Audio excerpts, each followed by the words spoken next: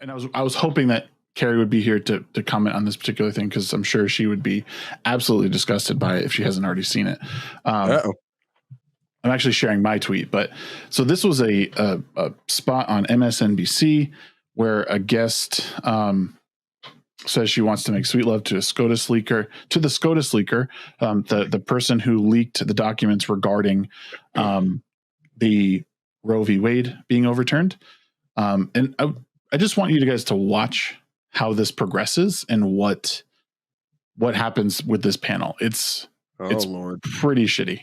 So, and just for the chat, because I don't know if the chat has seen this. If you follow me on Twitter, maybe you have seen it. But here we go. Yeah, so I mean, here's the thing. Here's my feeling about the leaker.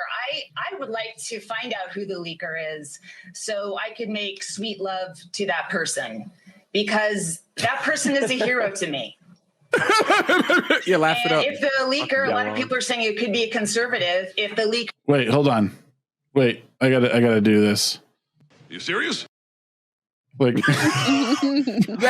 that was the clip I was telling you about, Amorata. You know, when you do the laugh and then that follows. That's what I was talking about. there is a Republican, and if I get pregnant during our lovemaking, I will joyfully abort our fetus and let them know. Oh wow! Look at these assholes. Do you see this? It's obviously it's a joke. I hate these people so much. Like, I just don't understand this.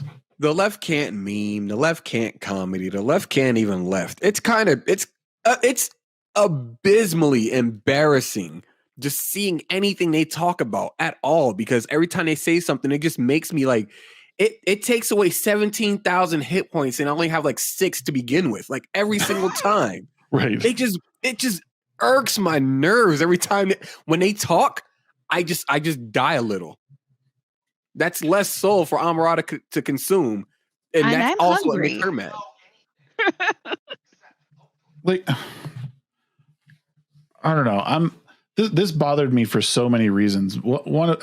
This is the tactic. Is this right? The tactic is we need to make the human fetus, growing fetus in the womb, as inhuman as possible.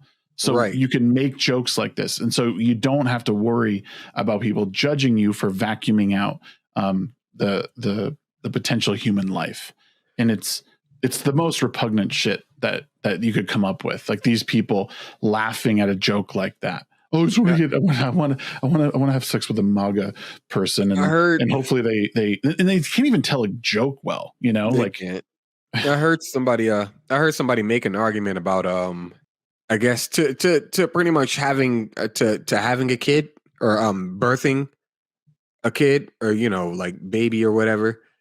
And oh man, I'd have to go back. It was Crowder's newest video that he just put out today. It's like an hour long where he's talking with people on the street about their I watched their understanding. Yeah. Their understanding of Roe v. Wade. Yeah.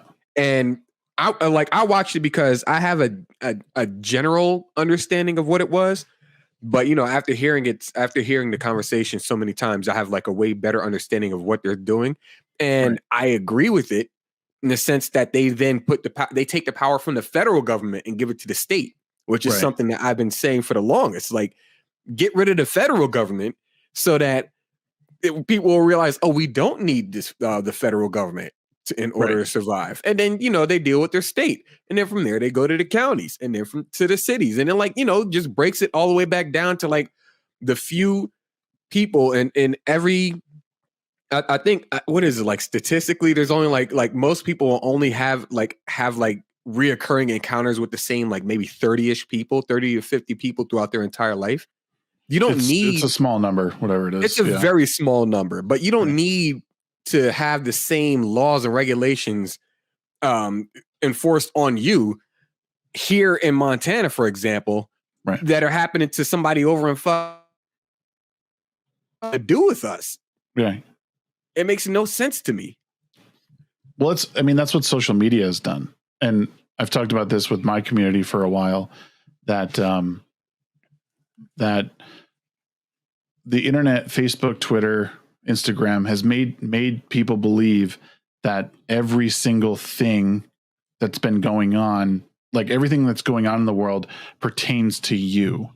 Right. You know, no one listens to local news, you know, like even in our lifetime, local news has just been dead. You know, like there used to be local news, like when our parents were younger, you have your local news station, like, I mean, like real local news, like countywide. And there's still like, I mean, like there's not many people watching that, tuning into that, like the boomers are, but they're not. It's like everyone's getting their news off of Twitter and they think this is what's happening everywhere. We have to worry about it. And, you know, even we probably fall victim to it at points, like maybe we over exaggerate a certain thing. But I do try and make the fair point that like, this is something to be aware of. It might not be affecting me necessarily. Like these people don't really exist in my sphere, but you know, we have to be aware and equip ourselves with the weapons to defend against it. That is, like, to me, one of the biggest things. And knowing how to spot people like this and understanding like how awful they are and how they just don't respect human life. They would just as quickly, you know, probably kill their child with Down syndrome. Like it's awful. What was it? Who was it? The governor of Virginia or whatever.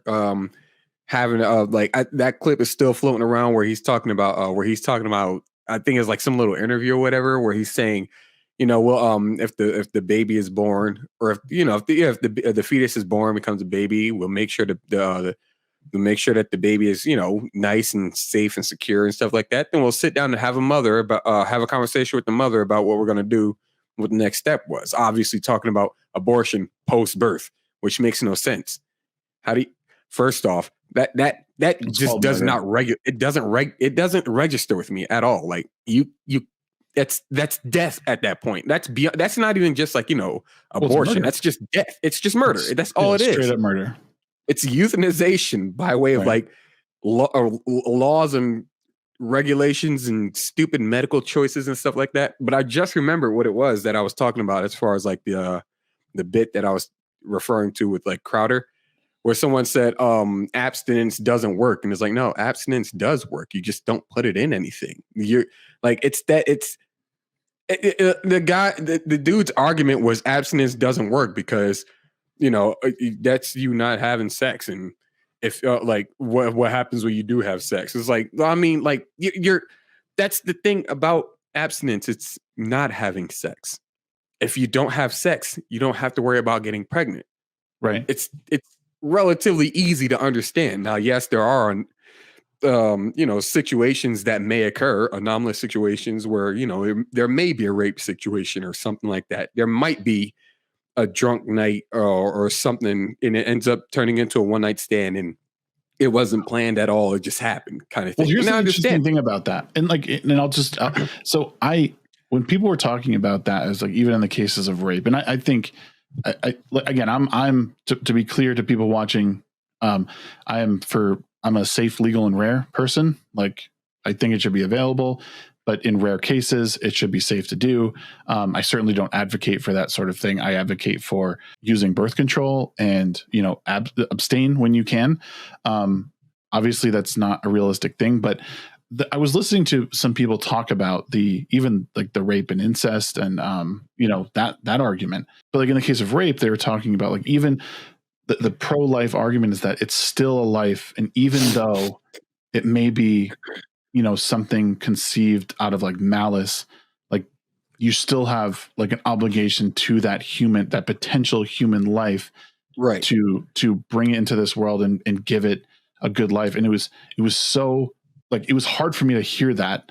And like, I don't know if I agree with it, but I heard where the person was coming from, and I understood like it is like that person is not, you know, obviously is not the assailant, right? They're not the ones who did it. It is a part of that person, but you know, are they right? I don't know. It's one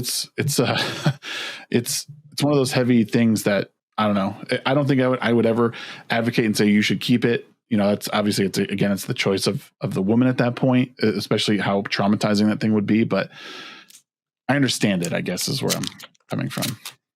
I get what you're saying. But, as the uterus owner in the room, I mean, the The thing that gets me with the argument right now is they keep talking about how this will take away a woman's choice. This is absolutely not taking away a woman's choice. Taking away a woman's choice is rape. That is taking away a woman's choice. Right. We have the option. We still pick who we sleep with. We still pick when we sleep with them. We still pick what types of contraception we are willing to use. And there are so many different types of contraceptions out there to use. And when you double up on it, man and woman both using it, the chance of procreation are near nil. Not impossible, especially since there are a lot of idiots out there.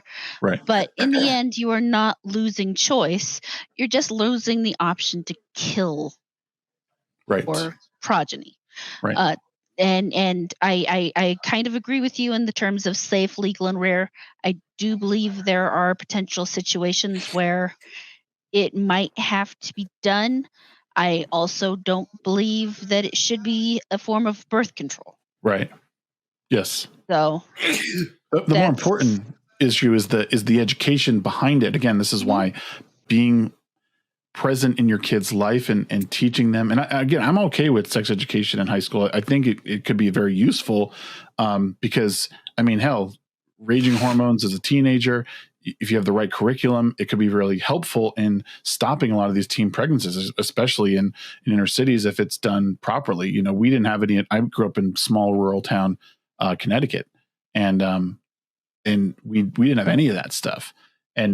But people need to understand the consequences to, you know, sexual intercourse, right? Like if you put this here, there's a potential that it will result in a human life. So you need to be willing to accept the terms there, right? You know, we all sign the dotted line at some point, and, you know, we have to pay the price, whatever line we sign on. And, you know, like you said, double up on your contraception. I'm all for men using birth control. I'm not one of those people that, you know, that says only women should be taking these, you know, hormonal birth controls. Like there's many different options out there nowadays. Everyone should be thinking ahead and understanding the consequences of their actions. Like there's zero excuse at this point. I hate to be the person saying, you know, Google it, but Jesus Christ, like everyone has a computer in their pocket that is like insanely powerful. Use it, understand what it is that you're getting into in all aspects of your life. But these solutions are like almost too easy for people. Like when you talk about it, they're like, oh, well, that's not a solution. I'm like, yes, it absolutely is. You know, and I've said this before, like it's like people like they need stuff like Roe v. Wade to tell them what to do. It's like, no, what Roe v. Wade does is it gives the government power to tell states what they can do. Without Roe v. Wade, it returns power to the states and they can do as they want. And people can vote and overturn these laws if they want. And I assume some will, you know, even with the trigger laws in place, I'm sure you'll see states, you know, flip on these issues and, you know, legalize it. You know, and that's up to the state. I don't care what these individual states do. When I go to the voting booth, wow, I can't even talk. When I go to the voting booth, you know, I'll cast my vote how I want, and, you know, we'll see what happens.